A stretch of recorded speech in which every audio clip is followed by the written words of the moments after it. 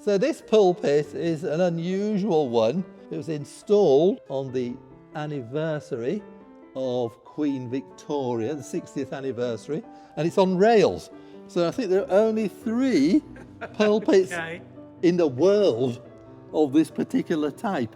But it was because at the time when the pulpit was installed in the 19th century, it was so they could move the pulpit backwards and forwards depending on what kind of worship they had in the church at the time. It was quite a high Anglican church at that time.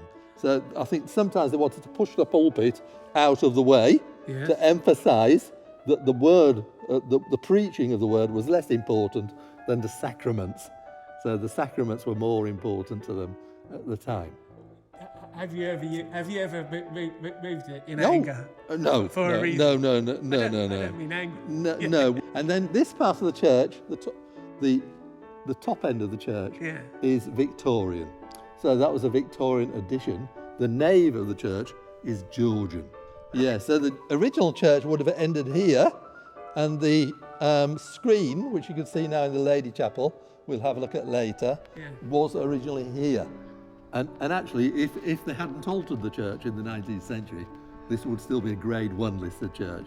But because they altered it, it's a Grade 2 star listed church. Okay. Yeah. Even though it's quite a grand... It is feel fantastic. Like it would be, Yeah, and obviously the Victorians added an amazing organ as well, which was built by the same company as the organ in St. Paul's Cathedral. Oh, so really? It is quite an amazing... It's one of the best organs in South London, although it needs about £80,000 spending on it. So that's the only thing. But it's working. It's working. It works a little bit. Oh, yeah. It does feel almost like a different church. It does. It is very different. Yes. Yeah. This picture is a more recent addition. Yeah. It's a lovely painting actually by a French artist.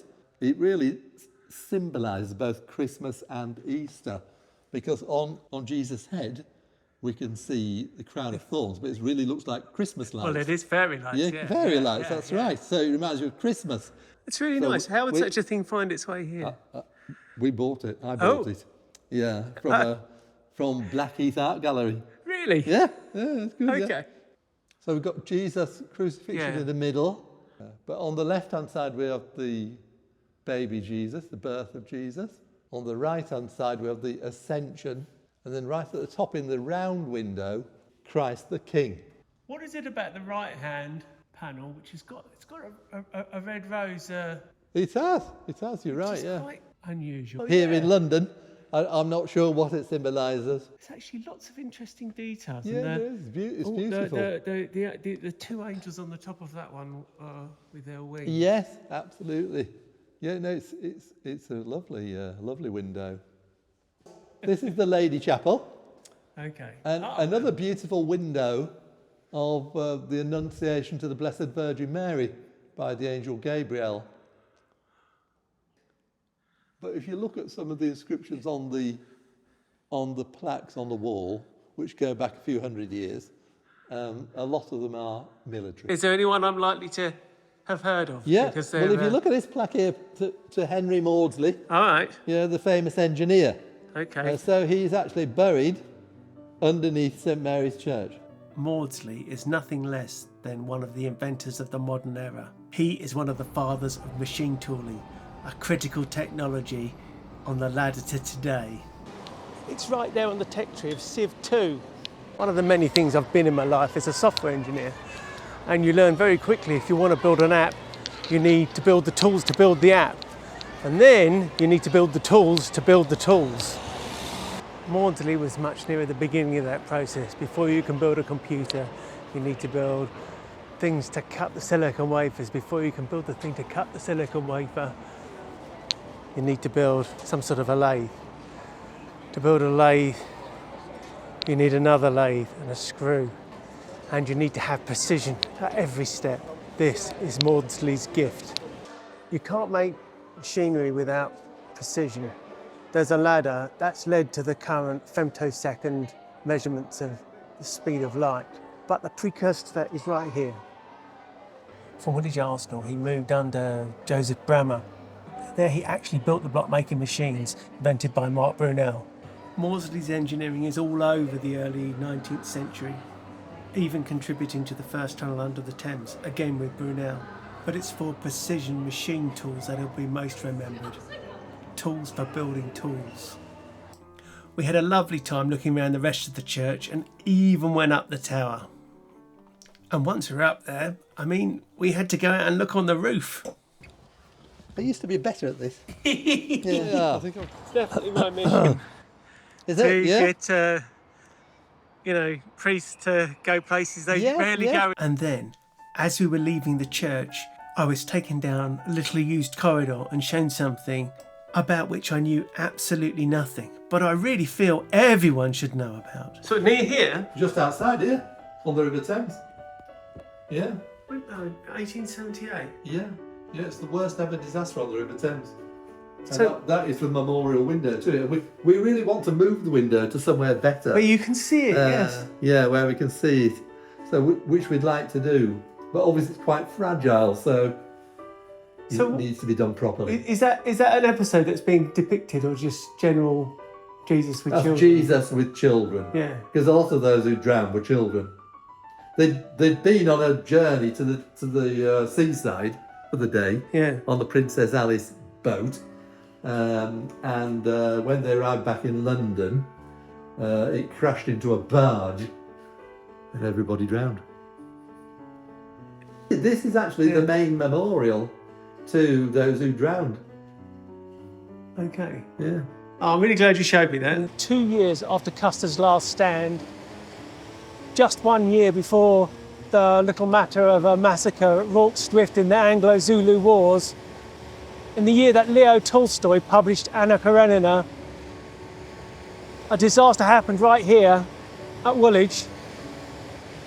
That was the worst inland waterway disaster in all time for Britain. The SS Byway Castle rammed into the back of the SS Princess Alice. The exact number of lost souls is unknown. There was no passenger manifest, but it's certainly somewhere between 600 and 700 souls. It's certainly true that not all the bodies were recovered. This is not a competition. It's definitely not a competition.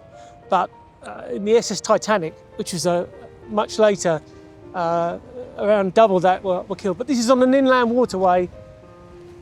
This is on an inland waterway within sight of land. The accident was right there, just down there, on the bend in the river. The Princess Alice was a pleasure craft. She was taking day trippers, well, strictly night trippers, on a moonlit jaunt to the pleasure gardens at Rocherville in Northfleet. The nature of the ticket was you could get on and get off. So that's why they didn't really know how many people were on board. The inquiry said the number of people on board was imprudent. But the inquiry is really irritating. It does not come to a conclusion. It finds that both ships were somewhat at fault.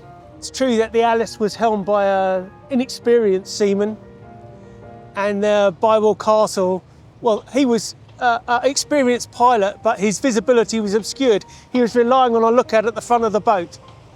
The passenger vessel was turning in this way to embark there at North Greenwich. The Bywell Castle was heading downstream. There's nothing you can really get your hands on. Like, if we stop doing this, this accident will definitely never happen again. That's not the nature of the outcome of the inquiry. There were some recommendations, not about the ships or even lifebelts, but about the river itself. Within sight of land, hundreds went in, few came out. You may be looking around and think, here, I could just swim ashore. But the pleasure seekers on board were mostly wearing heavy Victorian dress, even though it was the end of summer. And of course, most of them were non-swimmers. But the critical thing was the water itself. There was a huge sewage outflow, and also all the waste from the local Beckton waterworks was mixed in with the water. Many of the dead were drawn out live from the water that day, but later succumbed to poisons and disease. The watermen were paid 5 shillings a body, leading to fights over some of the corpses. And as the 500, 600 bodies were brought ashore, it was discovered they were covered in a thick slime, and this caused their bodies to rot more quickly. How haven't I heard about this?